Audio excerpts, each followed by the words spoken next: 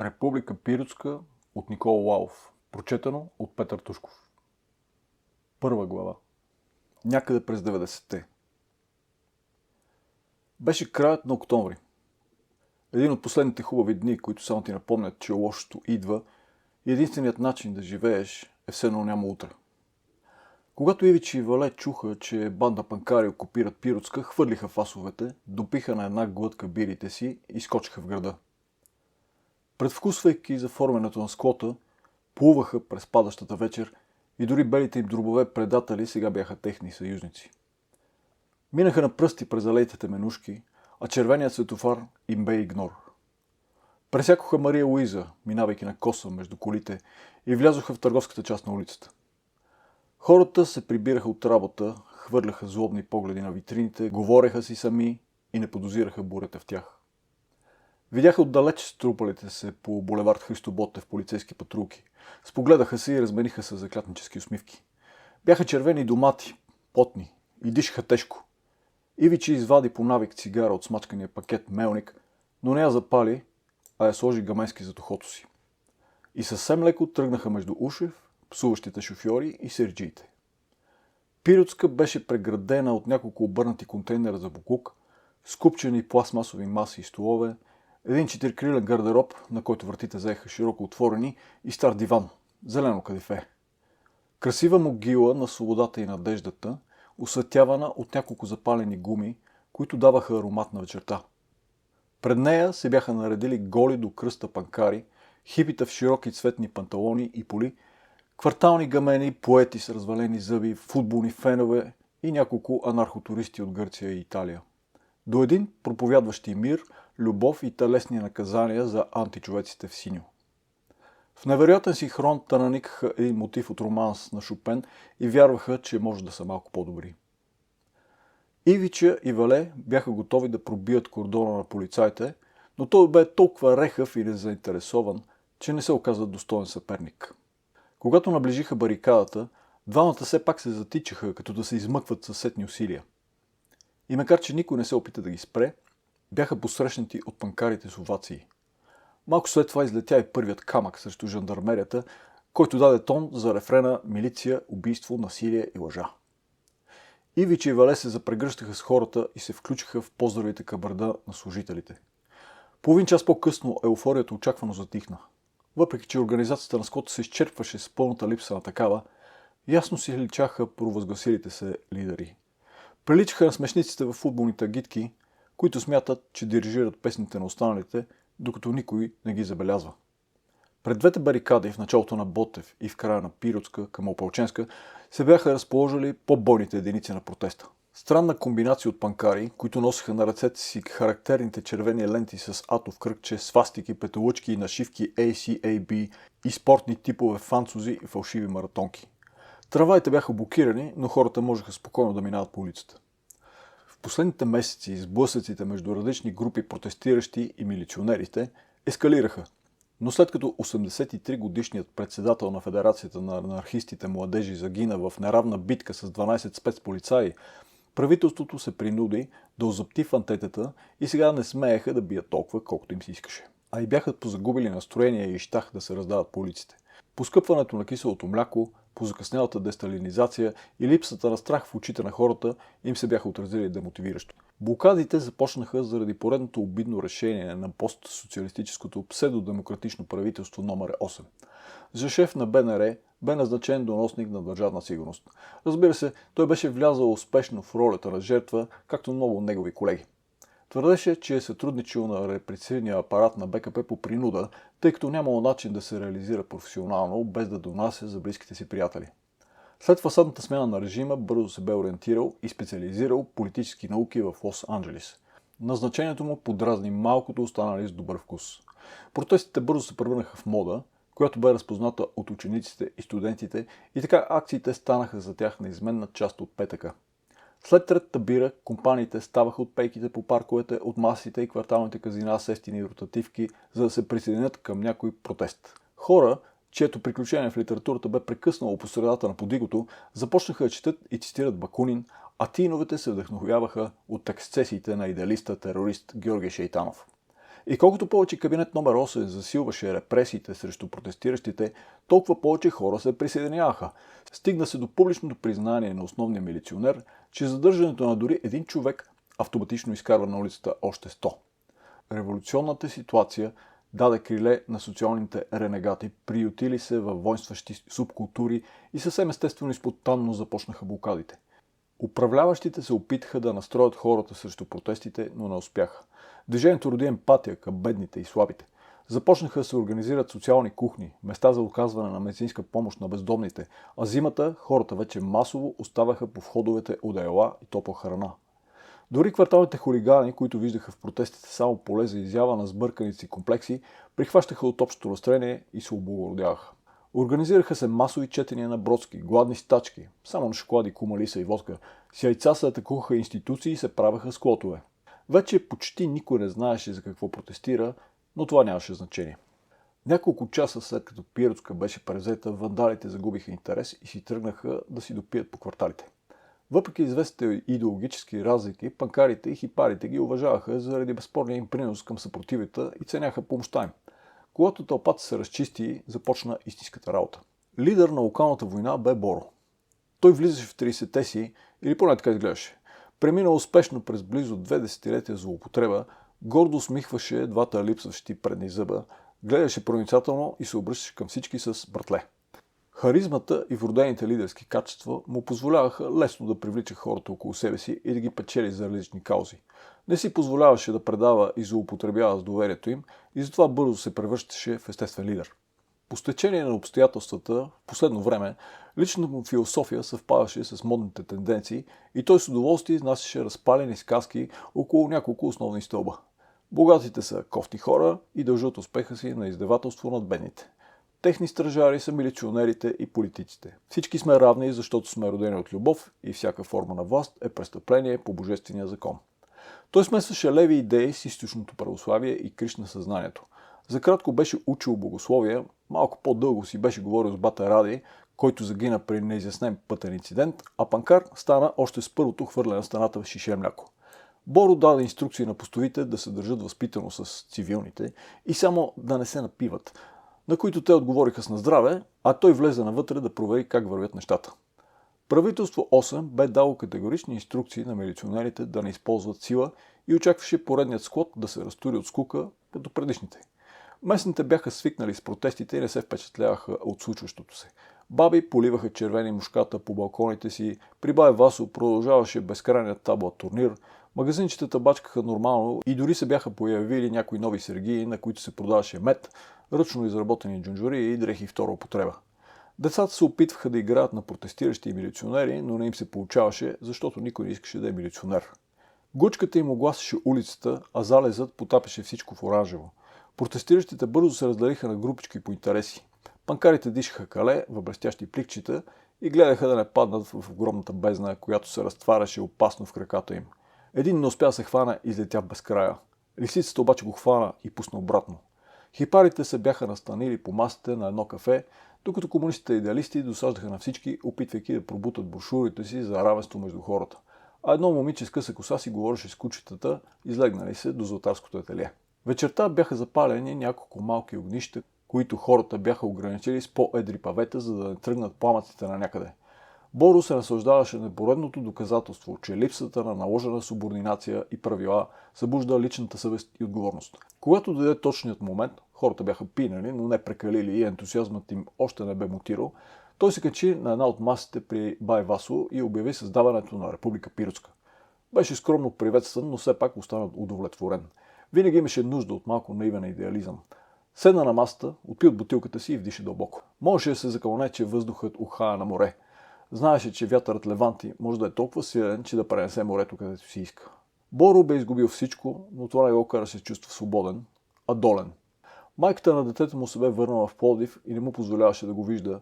Не бе ходил при родителите си във Варна цяла вечност, а напоследък страдаше и от криза на вярата. Все по-малко харесваше приятелите си, беше му дотегнал от разговори за пънк, комуни и анархия и все по-често вместо Дед Кенедис си пускаше на локмена Лучо Батисти. След първоначалната възбуда сега се почувства празен и безсмислен. Вале бе развълнуван и се хвърляше от групичка на групичка. и слуша няколко истории при панкарите, свързани с котове в Европа, завладяване на изоставени гари и славни битки с кинари и милиционери. После при хипарите по свирена китара и му се стори, че впечатли едно момиче с естествено тъмна руса коса, която му заприлича на една маска от Флитуд Мак. За миг обаче я изгуби от поглед. Напиваше се все повече и усещаше случайните хора все по-близки. Ивича срещна един познат весел токсикоман и двамата бързо се разбраха колко велико приключение биха били няколко партизана. Сега той агонизираше от страх да не бъде застигнат от гигантския си вълк, който го преследваше по трамвайните линии. Когато остана без дъх, се сгуши до една стена и затрепери в ритъма на сърцето си. Спря да помни. На сутринта Вале се събуди при хипарите. Русто момиче се бе сгушило в него и той затвори очи да не я събуди с движението на клепачите си. Когато посмя да ги отвори отново, нея нямаше. Повечето граждани на Република Пиротска още не се бяха събудили. Бяха се изпънали насред паветата и Витоша им пазеше сянка. Морският бриз беше отстъпил място на неприятни миризми, а счупени бирени шишета бяха отсветили в зеленикаво паветата. Вале влезе в единственото заведение, което бе отворило и се промъкна по усът към тоалетната. Когато се върна, Лила му поиска пари и той така се притесни, че тя се разсмя искрено и го пусна между капките. Дори му предложи кафе, но пламъкът на водниците и очи го предупреди, че е по-добре да изчезва и той се умете изпратен от смеха й. Запъти се към барикадата на Христо Ботев, където видя, че се е събрала малко по-голяма групичка от вчерашните герои.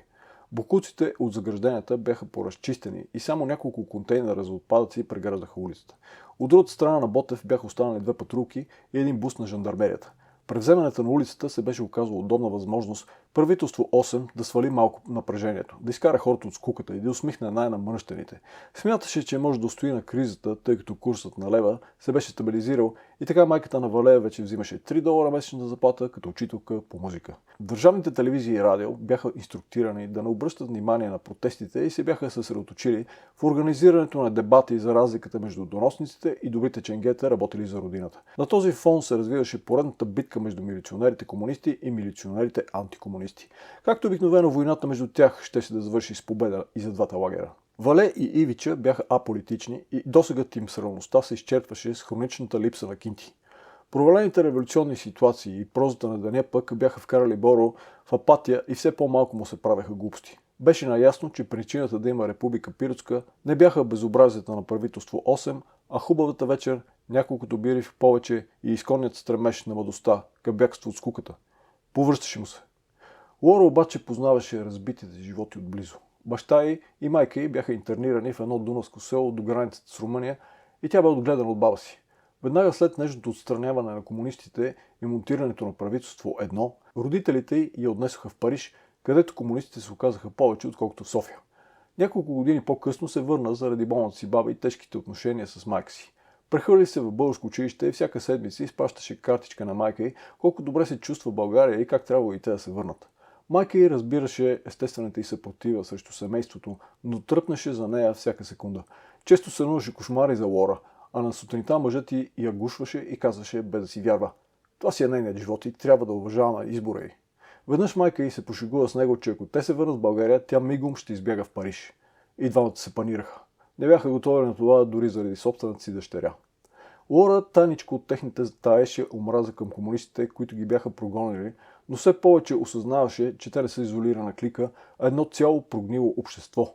Не можеше да прецени дали хората тук са родени, говорещи с шепичка на уста и зад гърба на човека до тях, или са станали такива под натиска на тоталитарния режим. Колкото повече ги опознаваше, толкова повече уважаваше родителите си заради избора и смелостта им да не се дадат. Разбира се, нямаше да им даде такъв силен кос, като сподели с тях размислите си и ги засипваше от разстояние с глупости. Когато разбра, че някой се ядоса заради държавна сигурност, а не заради липсата на олио в магазина, стана неизменна част от всеки протест. Не харесваше нито панкарите, нито вандалите и умираше от смях, когато слушаше глупостите на закъснелите с няколко десетилетия деца на цветята. Намираше всички за дегенерати, чиято посредственост беше единственият им общ интерес. Освен това не спазваха добра лична хигиена. Колкото и да бе тъжно, единствените и съмишленици на тази територия. Много бързо се ориентира в Република Пиротска, но нямаше планове за тази вечер и реши да остане. Баба й бе свикнала с среднощните й приключения и не й правеше проблем, но само ако подробно й разкаже какви ги е вършила. И тя го правеше, без да премълчава нищо. Тази вечер се настани при хипарите. Отпусна се от червеното вино, което сама си купи от денонощното мазе за цигари и алкохол и се заслуша в разговорите им. Говориха за Гола, за Рила и Пирин, за Иракли, за магични места и герои, които тя не познаваше. Беше интересно, но я напушваше смях. После се остави на песните им. Китарата преминаваше от ръка на ръка, но никой не можеше да свири. И ставаше наистина гадно, когато се опитваха заедно да пеят. Лора се срамуваше вместо тях, слагаше грим на лека по гнуса и се опитваше да се пренесе далеч от тях. Когато чу една тиха мелодия, отвори очи да види кой я е донесъл. Беше момче с безформена прическа, която падаше над очите му. Свиреше съвсем леко, едва докосвайки струните и те наникаше тихо красива мелодия. После запя една от песните на Кърт Кобейн, която тя не успя да разпознае по име. Когато свърши, предаде китарата на следващия, но той отказа да я вземе. И свири още нещо. Тук май само ти можеш да свириш. Едва ли, отговори момчето и подпря китарата до стената. Лора не можеше да прецени дали китаристът го раздава газар или е много притеснителен.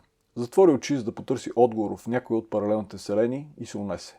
Сънува, че е малко момиченце и е седнала на слънчето в Борисовата градина. В парка няма никой. Сама е, но не се страхува. От висините на слънчето вижда как в края на хоризонта се появява космически кораб, който се разбива до грозния си в паметник. Тя се пуска по парзалката и се затичва натам. Стига неочаквано бързо и се изненадва, че корабът е толкова малък. Прилича по-скоро на полско фиатче, отколкото на машина от неизвестна вселена. Приближава се до отломките и вижда малко същество, екипирано като космонавт. По-ниско е от нея, но е напълно съразмерно. Прилича на човек и има сини очи. Тя се опитва да го освободи от коланите, с които е пристегнат към машината, но не успява. Дърпа ги, но нищо не става. Неочаквано синокото същество се самозапалва и се превръща на прах. Тя избухва в сълзи и зарива поглед в купчинката пепел. И колкото повече се взира в нея, все по-ясно различава очертанието на малко гущерче. То се оттърсва леко от пепелта и я поглежда с кучешки поглед. Лора се навежда и му подава ръката си. То нежно се изкатърва по пръстите й и се настанява на дланта. Приятно й е, но не знае какво да прави. След кратко колебание го прибира в предния джоб на рокличката й. Веднага разбира, че така е правилно. Събужда се спокойна. Схваната е, но се чувства добре. Лора се огледа и не хареса видяното и помирисането. Искаше да се прибере възможно най-бързо, да целуне баба, да вземе душ и да си легне. Когато стигне до загражденията в края на улицата, от които не беше останало почти нищо, забеляза момчето, което свиреше на китара вечерта. Говореше си с Боро. Вале умираше да си общува с него и дори леко се ласкаваше, когато двамата разменяха по някоя дума. Ивиче познаваше уважението му към авторитети и често го ебаваше, но той не виждаше нищо лошо в това да имаше авторитети. Тази сутрин успя да преодолее притеснението си и отида при Боро, който бе останал сам до барикадата на Христо Ботев. Червеният му гребен бе паднал и изглеждаше някак грижен. Приближи се до него и го помоли за огънче, той му подаде директно фаса. Запали от него, след като застана до Боро и се опита да проследи погледа му. Срещу тях имаше стара олющена сграда, която Вале забеляза истински едва сега. Въпреки че фасадата й не бе поддържана, изглеждаше силна и здрава. Беше се наместила тъкмо въгъла на Пиротска и Ботев. Издигаше се върху колони, под които минаваха хората. На Вале му заприлича на слон, който стои неподвижно и не забелязва движението между краката си. На върха й имаше кула, от която висеше парче ламарина. Вале си представи как вятърът я подема и отсича главата на случайен минувач. Замисли се дали да сподели наблюдението си с Боро, но се отказа, тъй като щеше да разводни разговора. Предпочиташе да го пита нещо, което отдавна му се муташе в главата. Нали малко странно, че вярваш в абсолютна свобода, проповядваш анархия и безредие, аз си нещо като шеф на панкарите, каза Вале, изтърпвайки от пискливия си глас. Не се възприемам като такъв. Освен това нищо да проповядвам. Най-малкото свободата. Тя личи на избора, не право. А анархията? Всичко, което ти остава удоволствие, не пречи на останалите. Това е невъзможно. Да, анархията е утопия. На Вале му се стори, че Бор отговаря прекалено лесно, може би с клишета и тези, които вече изричал пред друга публика. Въпреки това продължи. Защо протестираш? Заради реинкарнацията на държавна сигурност ли е? Не. За да има реинкарнация, трябва да има и смърт, а ДС никога не е умирала. Тогава? Защото е най-интересното, което може да се прави към момента. Не вярвам да е само това. Не, понякога се надявам, че може да има промяна. Само понякога. Като се замислиш, че това е страшно много. А в останалото време? В останалото време си говорим, пушим, пие по някоя бира и се наслаждаваме на надникващото през ключалката слънце. Като се замислиш, че това е страшно много, каза Вале и двамата се засмяха тихо. Вале остана доволен от себе си, но след така не можеше да разбереш този човек е Боро. Пич, много хубаво свириш, каза Боро, издишайки дима от поредната цигара. Благодаря, опитвам се. Искаш ли да ти кажа една тайна? Не съм сигурен. Нищо ще ти кажа. Въобще не харесвам пънк. Посредствена музика, детски мелодии и смешни послания. А какво слушаш? Италиано майна. Помисли си, че Боро му се подиграва. За момент се смути, но в крайна сметка нямаше нищо лошо, ако се шегуваше. Баваш ли се? Винаги, каза Боро и пусна една усмивка, в която Вале улови тъгата. Не знаеше какво повече да каже. Тогава забеляза до тях момичето с русата коса от вчера. Вече беше набрал смелост и реши да се обърне към нея, докато не се е разколебал. Привет!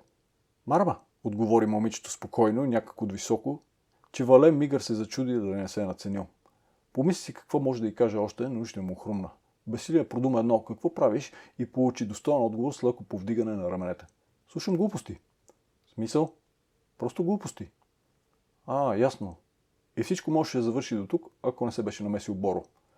Глупостите имат чар. Не смятам. Какво точно смяташ за глупости? Разсъжденията ви за свободата. А ти какво мислиш? Попита Боро без да се смути. Смяташе, че момичето се прави на по-отворено, отколкото е. Беше засичал къде ли не е, но не си беше говорил с нея. Гледаше будна и сериозна, а за топите й да се заяде, разпозна желание да се включи в разговори. Мисля, че беше готино това за Република Пирско, но цялото изпълнение е жалко. Нали? Сетих се за ужичката република. И да, жалко е, но какво очакваш? Тук хората не искат да са свободни. Малко прекляваш тези плакати. Кой си ти, че да казваш какво искат хората? Така ми изглежда. Нямам претенция, че съм прав. Лично мнение. Вале следеше разговора и не се намесваше. Момичето обаче му ставаше все по-симпатично. Усещаше, че е искрена и детският ти план го очароваше. И защо смяташ така? Защото хората тук година наред са разменяли свободата си за някой лев и безметежно съществуване. Не само тук. Вероятно си права. Аз обаче живея тук, каза спокойно Боро. И ако не беше комунизмът, нещата щяха да са други, така ли? Не съм сигурен. Тук мнозинството се чувстваше удобно. Нямаше дисиденти, дрънкане с ключове. 1956 година, 1968 и така нататък. Дори тези, които не харесваха комунистите, не си даваха много зор да го показват. Не е така. Имало е горяни, прекъсна го Лора, която бе развила силен интерес към съпротивителните сили срещу комунистите. Разбира се. И не само. И други са пушили в отробата на кита, но това са единични прояви. Бунтът винаги е бил единична проява. Съгласен. Но съществуването на един не може да компенсира отказа да бъдеш на хиляди. Сега, когато уж няма комунисти, хората отново са в робство. Оковите им са същите. Лора бе съгласна с него и беше трудно да му опонира, колкото и да й се искаше. Вале пък се бе начумерил, че момичето приема на сериозно Боро и използва момента да се включи. Хората са в плен на мизерията и когато не можеш да нахраниш децата си, е трудно да воюваш за свободата си. Вероятно си прав, отговори Боро. Не си позволявам никога да съдя, но на българите се нещо им пречи да поискат да са свободни. Те се чувстват комфортно в мизерията, която оправдава всяко тяхно бездействие. Що говориш за българите в трето лице, попита Лора. Защото не се възприемам за българин. А за какво? За човек. Страшна работа, иронизира го Лора. Екзистенциализъм в действие. Имаш право, захили се Боро. Малко тъпо прозвуча. Доста, намеси по инерция Вале, но Лора веднага го среда с едно злобно така ли и той се смути. Боро и Лора се засмеха в един глас. За да не се покаже като тесногръд и той се включи към тях, но се почувства още по-жалък. Извинявай, каза Лора. Боро хареса и двамата. Нея заради готовността й да защитава тезите си, а него заради таланта му и добрите вибрации, които излъчваше. Усещаше симпатиите между двамата младежи и се замисли дали не ги остави сами. Все пак бунтът не може да съществува без някаква странна форма на любов. Вече би пропуснал маската, ако му се отдадеше възможност. И още нещо, всъщност това е основното, продължи Лора с напълно сериозен глас. Трябва да цениш хората, които са се жертвали за това да не те е срам. Дори да са трима. Ако ги нямаше тях, нищо нямаше да има. Искаш да ми обясниш, че всички са си живели леко и спокойно, но това не е вярно. Напротив, каза Боро, но тя продължи се да го чува. Повръща ми се от оправданието, всички бяха такива, затова и аз. Не са били всички такива. Знам, че е по-лесно тези хора да се забравят, но няма да стане. Надявам се. И аз, каза Лора с леко разочарование, че Боро не я опонира, но не можеше да се спре. Те не са се жертвали да не се срамуваме сега ние, а заради себе си. И въпреки това съм им благодарна, че ще има поне една страница, която не е толкова сива. Така е. Не се пали. Не се паля. Извинявай, ако съм те наранил по някакъв начин, каза Боро, усещайки, че гласът ти се разтърпери. Не си ме наранил, просто ме е яд. Това е хубаво. Малко останаха, които ги е яд. Дано го запазиш, пораствайки. Защо ми говориш назидателно? Никога. Просто споделям личен опит. Обезверил си се? Не знам. Може би просто нямам настроение. Тези неща не са на добро настроение. При мен са. Значи си повърхностен и позор. И аз си го мисля понякога. По-скоро повърхностен. Бавай се, що ми искаш. Не искам. Също съм честен. Не ми се случва много често, а преди малко и твоят приятел ме попита дали се бавам. Той не ми е приятел. Не вярвам. Лора се зачерви леко. На Боро му стана приятно и се усмихна. Нямаше за цел да я поставя в неудобно положение. Още повече, че и младежът така бе посърнал, че не би се изненадал, ако заплаче. Тя обаче се правеше, че не го забелязва и продължи да се заяжда с Боро. Толкова смешна Република Пирска, че дори на милиционерите не им пука. Така е, оставали са ни сами да развеем белите гащи. Но и те, и ти пропускате един момент. Колкото и да е жалка Република Пирска, в нея никой не се страхува от тях. И това е победа.